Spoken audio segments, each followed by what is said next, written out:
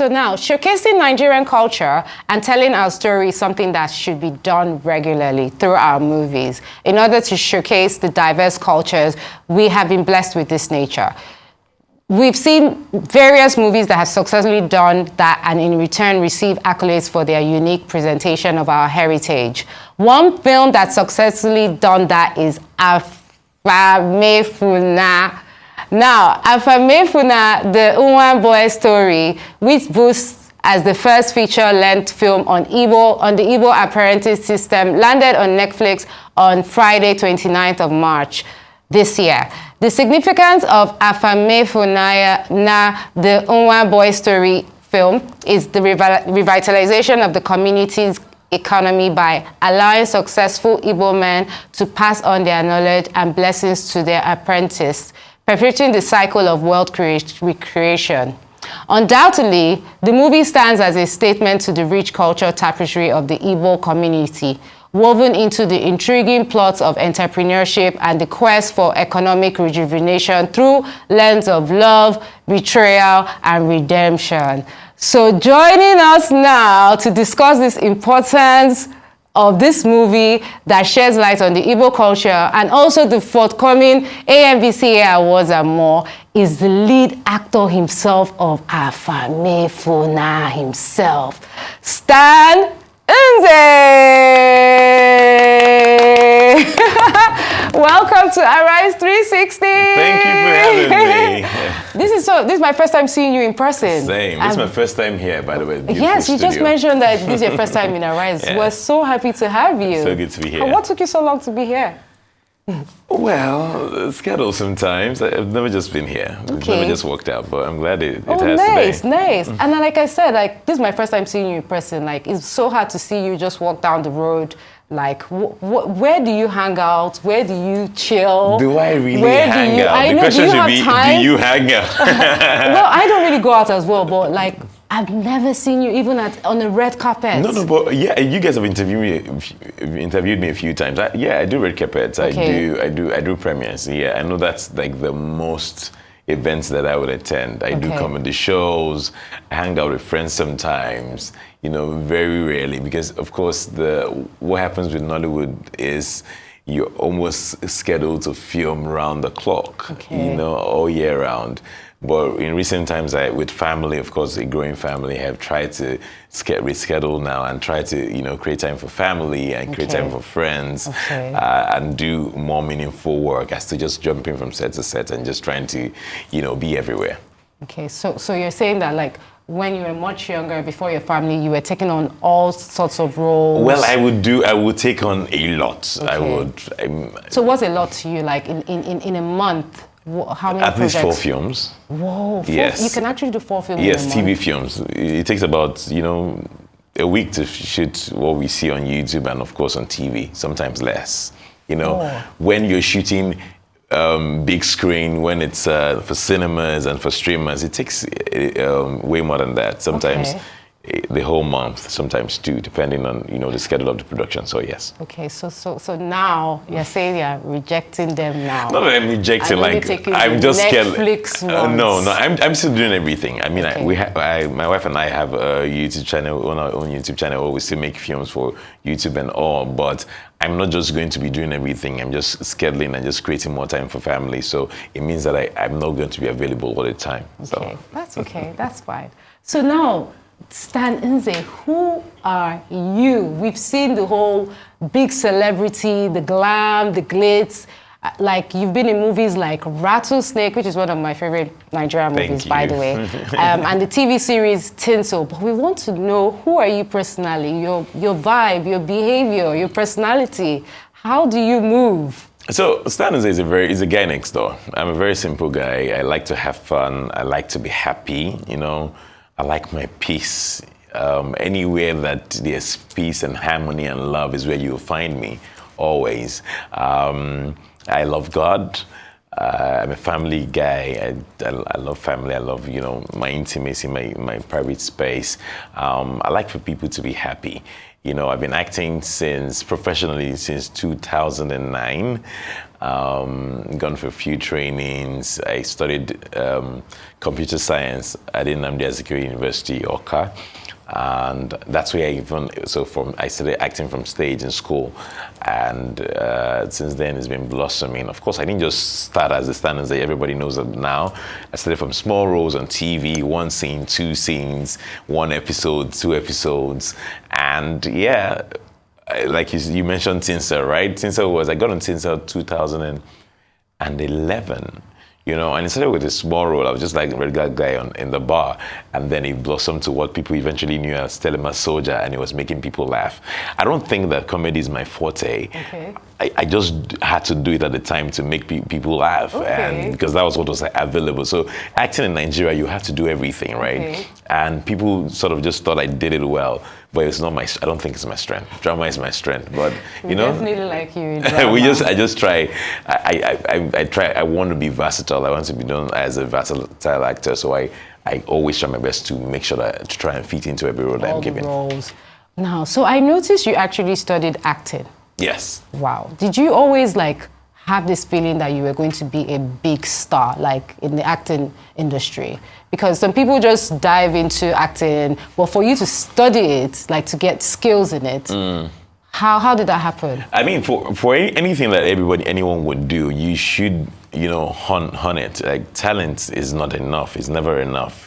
I needed to brush up. So I know that I got the opportunity to train in 2011 with Stella the Masters. She had a foundation where she was teaching acting at the time and music. And I saw it in the newspapers. Is that still on? Well, as an actor playhouse, yes. Okay, so she does it online now because she's not really in the country. Okay. So she trains people online. Really so good. Yes, it's actually very good. And which I eventually started doing for kids. So I have a talent base for kids too. I train kid actors. Like what age group? 7 to 12. Sometimes you take up to 14, depending on their sizes, how big, how tall they are. Okay, so there's a market out there for children right now. Yeah, we need them. I mean, there's always a child in the movie. Exactly. And you know how you would watch our films and say, why this guy knows how to act? If let's say the producer and or the director don't go use in child or in brother, sister, child acts, so it was feeling like we didn't have talented kids in Nollywood, but that wasn't the case. The case was the fact that we didn't have people who were discovering these kids. Nobody was taking it. Of course, kids can be a handful. They can be very dramatic, but you should be able to, look at and say, this one has the talent, I want to nurture it, and I eventually put it on screens, and which is what we do at the Kids Can Act project. That's a good line, and it's very unique. Yes. So I guess you guys probably have the market right now for that. Yes, it's growing. That's nice. So do you enjoy your career as an actor? I mean, it's a lot of work. We've seen that there's no time and everything, back-to-back scripts. How does it make you feel? Are you in the right field? Absolutely. I mean, if I didn't enjoy what I was doing, I don't know that I would have lasted this long. And for me, it's a long haul, right? I'm here for the long haul. I want to be here till I'm 100. I'm old and gray. I want to be here.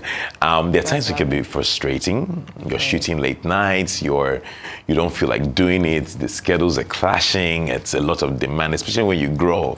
I feel like there's a lot of demand on my life right now. Sometimes I was driving here and I was like, do I have to? I didn't feel like I didn't want. So it was that sort of day that I didn't feel like going out because you have to think of what to wear, how to appear, how do you? Yeah, you have to always have to impress. If people want to take pictures. And sometimes you really don't feel like it. The AMVC is on the way. It's this weekend. I'm not sure of my wardrobe yet. I have 3 outfits. I have 3 outfits. I'm not even sure what to wear yet. We have to talk about the outfits. This morning I was in my prayer place. I said, God, I'm overwhelmed. And he said, just breathe. Just breathe. Just breathe. It can't be so hard, right? No, it can't be. So, yeah, sometimes when it gets like that, I just want to take a time off and just say, you know what, it's enough. Enough of all the noise. Can I just be? Yeah. Because, I mean, there's a lot of demand on your life, and people just want you to be a certain way. People are demanding so much from you. They want you to be always camera friendly. They want you to never have a bad day. Every picture has to be edited and be perfect. Picture perfect, right? But we're human beings, and we go through a lot. We have 100%. Tough days as well. There are times you don't want to see people. There are times you just want to be with your child and just be at home. There are times you just want to come home and cry. I'm exhausted. I just want to breathe. So I believe that there's also that place of retrospect where people need to take it all in and learn to breathe. Yes, please. And it's good for your mental health, because after a while it may just start affecting you. Absolutely. And you can start acting out and you won't even know why. Exactly. But I feel you need to take time out, because even the characters of your role, after acting maybe some evil guy, you now go and act something. It's like, how do you just switch back? So that's something I feel. Do you still have the person's feelings from your first character to the next character? Then what of your personality? You know African magic, right? We do a lot of magic. African magic. What we do is magic. I've had times where I got characters that I didn't know how to play them. Okay. And I know there's this one that's so powerful. It's called Emela, and this character lost his mother when he was young. He was raised by his father, and on the day he finished his NYC, he got a job from the camp from NYC, and now he's back home to celebrate. And he gets to the house, and his father has been electrocuted. His father that paid the price for him to go to school, and he was shattered. And I remember that I came from another set that morning because the film I was doing didn't finish. So I came from that set to this set, and I got to the set and I was clueless. How do I do this? I've never lost a father, never lost my mother.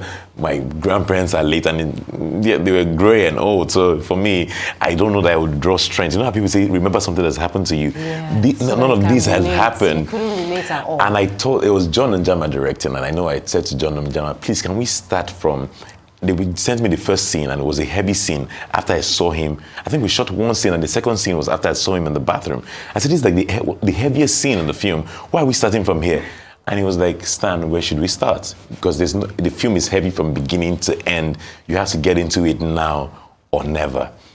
And I remember I just prayed. I said, God, I don't know how to do this character. Man, I don't like even. I don't know how to do it. And that's how, and he will strengthen you and just teach you how to do it. He's the greatest teacher. He made you, and he knows the feelings that you've never felt, that he can teach you how to feel. And that's how I perform most of the times. I love your faith. I love it. That's nice. Thank you. So you were able to transform into the character. Oh, you need to watch it. Emela is on TV. Oh, it's online as well. I'll check it out. Just check it out. It's I think it's one of the most powerful characters I have I'll definitely done. Check it out. I have to check it out. So now let's talk about past. In 2021, you were named the highest grossing actor in Hollywood. That's in Nollywood. Great. In Nollywood. We're getting there. Oh my God, Nollywood. That's great news. Well, can we discuss on the Nollywood industry and find out like young kids want to come on board now, those kids that you're training, does it really amount to that lifestyle? Like when they say you earn the most in Nollywood, what does that mean? So when they do the highest grossing list, right? Okay. I believe you're talking about the Film One list. It's usually from the highest grossing films. Okay. It doesn't necessarily mean that you're the actor with the most money. Okay. So if you have films that grossed highly in box office, so you're considered, highest grossing or one of the highest grossing actors for that year. However, the actors who have money, I mean, the industry pays. It's growing It's just now. that it's growing. It's just that you have to probably work so much because lot, producers will always back. come and say, oh, there's not a lot of money. You know that the streamers are not paying us as such.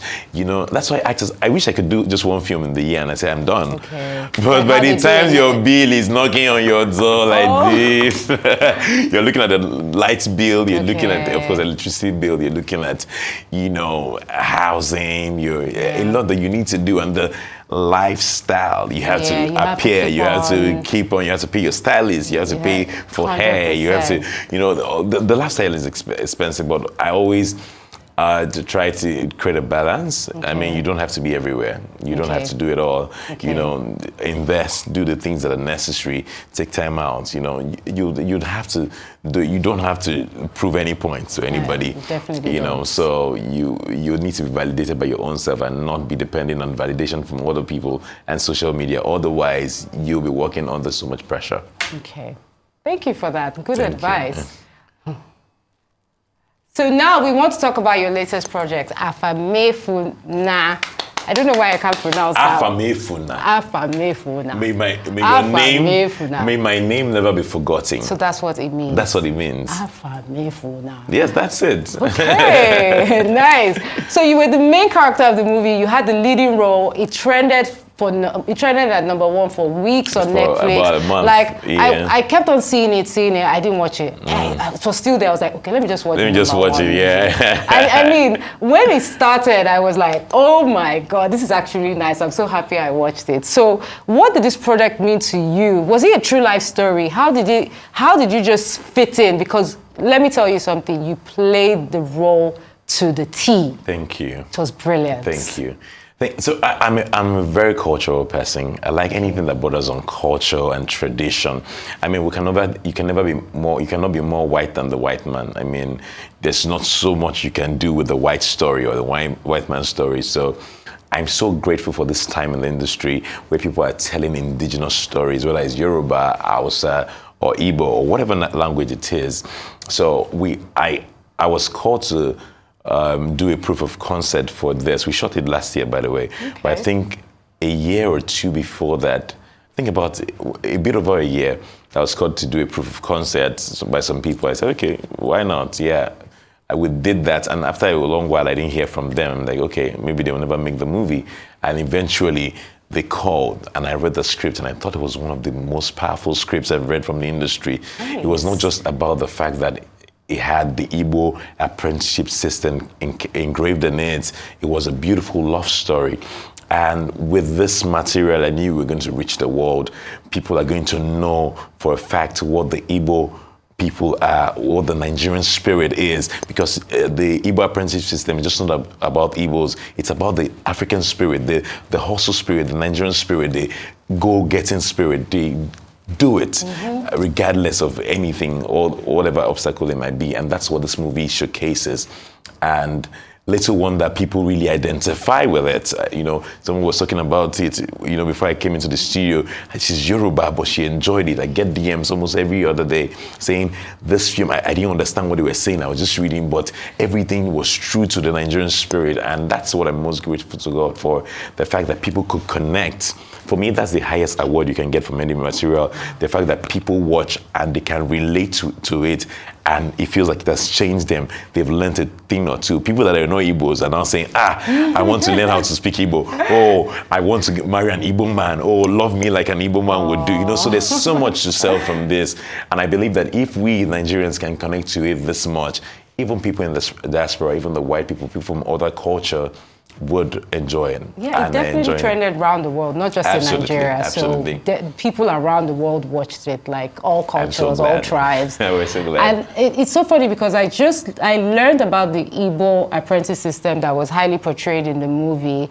And to think that, do you think we should adapt and deploy it as a model for wealth creation and reducing poverty across Nigeria? Like, do you think if everyone was doing all those from, you know, you work with me for how many years, and I set you up, and then you become something, you become your own boss, because, I mean, you became your own boss. So I think a lot of people practice it even without saying it's the Igbo apprenticeship system, to be honest. Like, I was invited to speak somewhere on Saturday as a P1 group, and they said this is what they adopted. It might not be exactly the same pattern, so they bring people somewhere, they train them and empower them to, you know, go do business. You know, the training period might not have been 5 years or 6 years, but it's the same, you know, system. And I believe that a lot of people are doing it already. So what the movie should do or is doing is that it will encourage a lot of people to take it on, and the people that have stopped it and left it by the side to still pick it up. I had a friend that was watching it when he was in the cinema, and he's doing a regular business now, and he said, I feel like going to get Inwa Boys. I feel like after watching the movie, I feel like because my dad did it, but for some reason I'm not doing it. Okay. I feel like that's what I should be doing right now. So that's what the movie has also done, to open people's eyes and throw more light into it, and people are now, yearning to do it and practice it. Nice. And I'm sure it's with time, that's one of that will happen. Oh wow! Okay, so I found out that Afamefuna was nominated for 4 awards for the AMVCA, which will be taking place on Saturday, and you've been nominated for the best lead role. How does this make you feel? And do you think you will win? That's a hard place to be. I don't know. I mean, in 2021, in 2022, you won the Best Actor for Rattlesnake. Yes. I'm sure you kind of felt it. You knew. So, I mean, you never know these things, right? Okay. So in 2020, anything can happen. Yeah. In 2022, it was a voting category. Okay. So you were allowed to put in the work and just campaign for votes and, just go to the streets and ask people to vote for you. Okay. But this year, that has changed. It's now a jury category. So the jury decides who is best actor. Okay. So, I mean, there's not so much you can do, right? You can only hope that you win. Yeah. So I'm just in my zone, enjoying the moment, enjoying the time. A nomination is a win. For them to have counted you worthy to put you in that category means that you've done something so powerful. Everybody deserves to win. Some people that were not nominated probably even gave some really powerful performances that didn't make the cut. That doesn't mean that you're a better actor, to be honest. It just happens to be that you probably got a better role that people love more, and it gave you the opportunity. So, let's see how Saturday goes. I wish you all the best. Thank you. So you'll be attending the awards? Yes, I will. And you mentioned the 3 looks. So which are you going to give them the 3 looks? I don't even know so it's so difficult. Are you changing? No, I don't even have the strength to do 3 looks. Are you doing red carpet, main, after party? So I did that in 2022 when I was nominated. I did 2 looks. Okay, 2 looks. Well, I did 1 look for the nominees gala. Okay. Yeah, which was a day before, and then I did 2 looks for the proper events. But I'm too old for that now. Wow, the events are back to back. I feel like I'm too old for that. Who knows? If I see 2 looks that are powerful, I need an opportunity to and do then it. hopefully we'll see you on the best dressed list as well. I'll be watching out for that because I'll be doing the critics. No pressure. I'll be doing the critics. I'll be watching out for what you will. So now, okay, let's round up now. I mean, we all know you recently got married to a wonderful and super funny woman. I'm such a fan, let me just tell you. Blessed Jessica Obasi Instead. You said, recently married. I've been married for over 2 years now. It's still new to us. Okay, if you put it that way, we're 3 years in September. I'm not a veteran. Nice. I feel like 3 years. It's been nice. How's it been? How is it going? So wait, do you just sit at home and just be laughing, cracking jokes, just be funny? Yes, funny. Yeah, but it's not. That's what I imagine. But that's not how every day is. Okay, I mean, you have to. If you want to laugh, you have to crack the jokes. You have to. So who cracks one of the jokes? I always try. I'm a jolly good fellow, right? I always try. Even my wife is like that. But there are times too when it's not all lovey-dovey. Okay. I mean, my wife lost her mom in February, and I know that's been one of the toughest times in our marriage because she's the only child. So I'm literally father, mother, brother, sister. And you think that you know how to receive these things or handle these things until it happens. My mother-in-law was really strong. We didn't think she was going to go anytime soon. And so for us, it's totally new terrain. She went to her graveside a couple of days back, and she came back and she said to me, "Baby, you didn't even ask me how is my mom." I'm like, your mom is not there. And she said, just ask me. Let it just be that you even ask. So I'm trying to be even more sensitive. Sometimes I'm not even sure how to feel or how to, react. So it's a new phase for us. And I'm just, praying to God to help us navigate strongly and just keep us from glory to glory, from strength to strength. And of course our son is there. He's still very young. He's about 8 months now. So I mean, that's marriage. It's ups and downs, right? It's not just about the being at home and just cracking jokes. Wow. You know, it's a total package, the good, the bad, and the ugly, and you make it work regardless. Oh, thank you, Stan. Thank you so much for joining us on Arise 360. Thank you for having me. We appreciate your honesty. We appreciate everything you've told us about the movies, about marriage. You are wonderful. We wish you all the best with your AMVCA nomination, and we hope that you do bring it back for us.